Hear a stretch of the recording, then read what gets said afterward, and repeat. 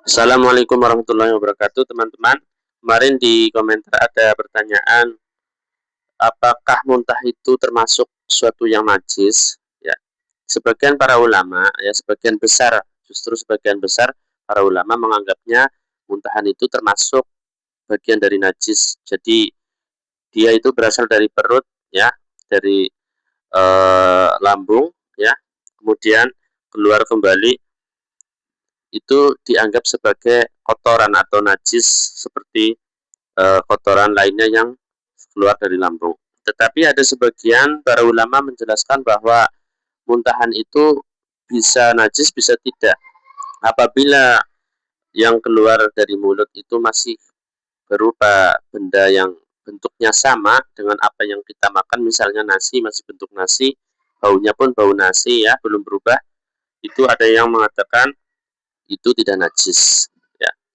Begitu juga ada juga yang mengatakan najis dimakfu seperti muntahan bayi. Muntahan bayi itu ada yang mengatakan najis, ada yang mengatakan dimakfu, dimaafkan. Karena dengan sebab susah untuk dihindari.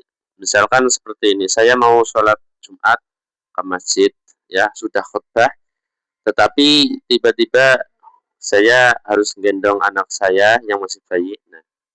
Nah, tanpa disadari ternyata ada seperti apa namanya muntahan bayi itu, ya ASI, ya itu bisa juga dianggap sebagai sesuatu yang dimaafu ya. Kan nggak mungkin juga saya harus mandi lagi karena waktunya juga mendesak. Jadi ada beberapa hal dari sesuatu yang najis tapi kadang dimaafu seperti darah itu kan najis. Ya. Tapi di dalam mabadi fikih itu disebutkan bahwa darah tersebut yufan yasir, kalau sedikit dimaafkan. Kalau sampai menetes mengalir itu najis. Jadi pada dasarnya sebagian besar ulama mengatakan bahwa muntahan itu najis, tetapi ada beberapa kondisi yang menjadikan dia dimafu dengan beberapa ketentuan yang sudah ditentukan dalam syariat ya. Tapi pada umumnya para ulama menganggapnya muntahan itu najis.